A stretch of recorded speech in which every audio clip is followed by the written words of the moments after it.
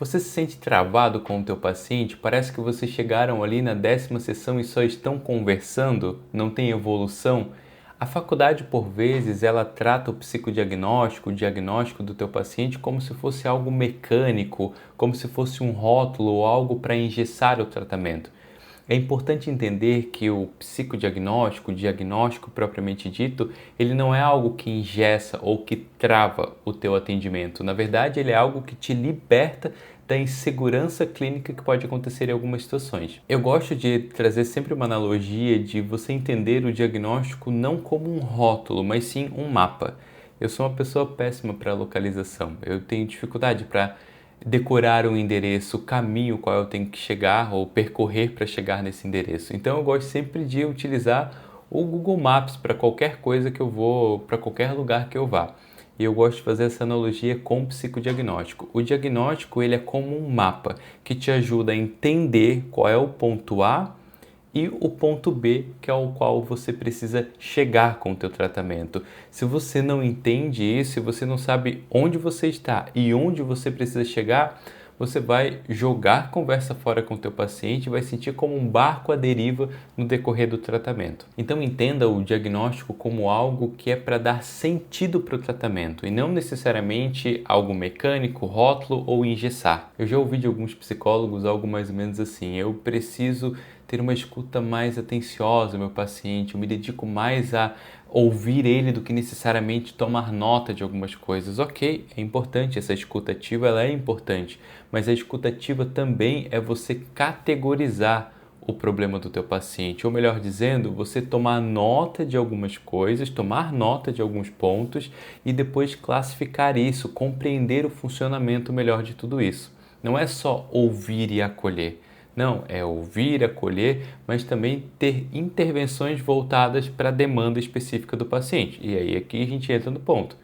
Para entender a demanda, eu preciso de um diagnóstico. Então, a questão do diagnóstico, ela não é só uma questão de patologia, não é só uma questão de você olhar para o paciente como se ele fosse o transtorno propriamente dito. Inclusive, eu lembro da época de faculdade, tinha várias pessoas que eram contra essa ideia de diagnóstico, achavam errado falar, por exemplo, que um paciente tem TAG, um paciente tem TDAH, um paciente tem algum transtorno de personalidade.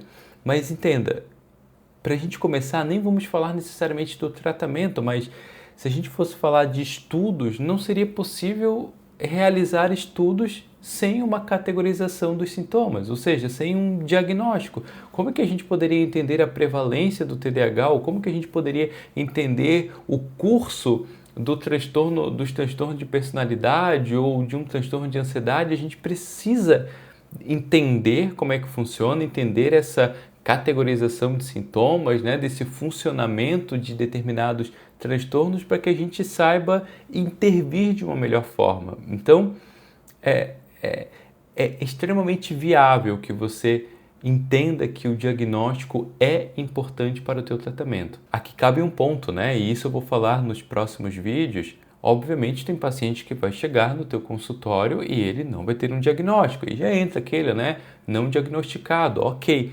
Mas grande parte desses pacientes que procuram atendimento, eles podem ter algum diagnóstico que precisa de uma atenção diferenciada sua. O diagnóstico ele vai ajudar você a compreender o teu paciente, a funcionalidade dele de uma forma ainda mais analítica, ainda mais aprofundada. Eu gosto de dar sempre um exemplo aqui.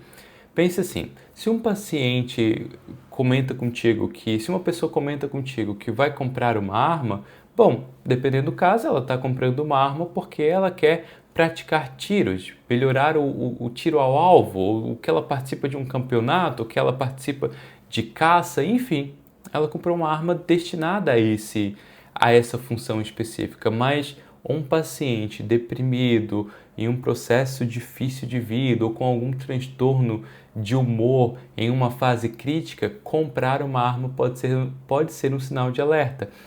Entenda a diferença? Imagina se você não compreender isso, você pode perder alguns fatores de alerta importantíssimos no decorrer do tratamento com esse teu paciente. O diagnóstico ele vai ajudar você a nomear, ou melhor dizendo, vai ajudar o paciente a nomear o que ele sente, a entender o que ele está passando.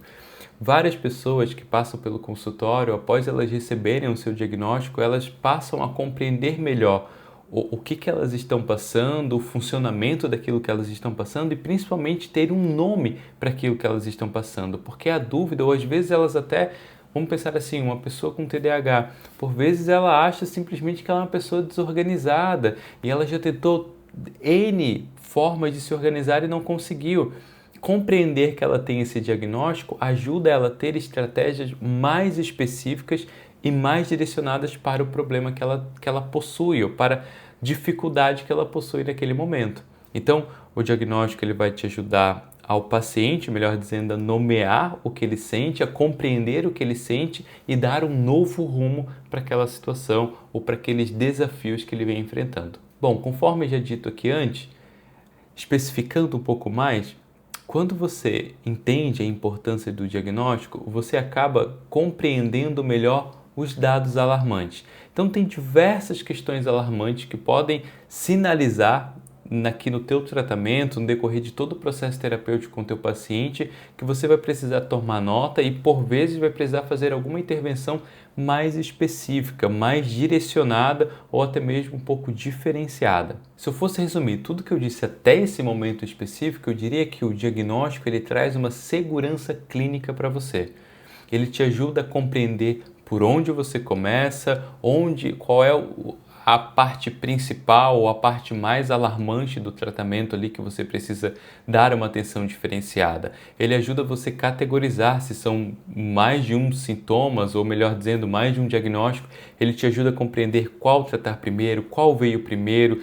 Em alguns casos é possível entender isso, qual que tem relação, o diagnóstico A tem relação com o B, eu preciso primeiramente tratar o diagnóstico A, que o B, consequentemente, já vai melhorar consideravelmente falando. Então, entendendo todo esse processo, a partir de que você organiza o processo terapêutico com o teu paciente, você acaba dando, novamente, frisando isso, um direcionamento melhor para o caso. Então você não corre mais aquele risco de estou na 10ª sessão com o meu paciente e parece que a gente está só jogando conversa fora. O paciente sente que não há intervenção alguma. Então tudo isso acaba te prevenindo desses problemas específicos que você pode passar. Então tudo isso vai ser uma base para sustentar a técnica, ou seja, para sustentar as intervenções que você vai realizar no decorrer do processo terapêutico com o teu paciente. E eu gosto de indicar 3 livros para isso. Tem esse aqui, que é Entrevista Inicial, um livro super didático, provavelmente você já leu ele na faculdade, é um livro pequeno, relativamente pequeno. Tem esse aqui do mesmo autor, que Diagnóstico Descomplicado, um livro incrível. Eu vou trazer alguns vídeos explicando alguns conceitos desse livro de uma forma bem clara, bem didática aqui para vocês, mas aconselho você, se não tem, ter condições, compre esse livro que é, assim, fantástico para te ajudar nesse processo diagnóstico. E, por último e não menos importante, um livro um pouquinho mais denso, mas ele ainda é inicial, é para você também trabalhar essa questão do diagnóstico, que você vai entender toda a questão da psicopatologia, semiologia dos transtornos mentais, vai entender sobre as síndromes, enfim. Mais para frente também vou fazer algum conteúdo voltado também para parte do que é trazida nesse livro aqui. Então, são 3 indicações, eu vou deixar aqui no link, aqui na descrição, deixar o link aqui na descrição desse vídeo, para se você quiser adquirir, aconselho você mais ou menos nessa ordem ali que eu falei, entrevista inicial, diagnóstico descomplicado e por último, este daqui. Eu queria que você deixasse aqui nos comentários qual que é o teu maior medo, qual que é a tua maior dificuldade quando se trata de diagnóstico, o que te trava, o que acontece que você às vezes não está conseguindo dar um direcionamento melhor pro teu paciente nesse tratamento. Obrigado por assistir o vídeo até aqui. Não se esqueça, nos próximos dias, próximas semanas, melhor dizendo, vou colocar aqui alguns vídeos, principalmente voltado para esse livro aqui, conteúdo voltado desse livro aqui, para você entender melhor esse processo de diagnóstico, como fazer e quem sabe eu até coloque aqui um caso e faça um passo a passo aqui de como você evolui, como é que é um roteiro de um diagnóstico descomplicado. Obrigado por assistir o vídeo até aqui e até o próximo.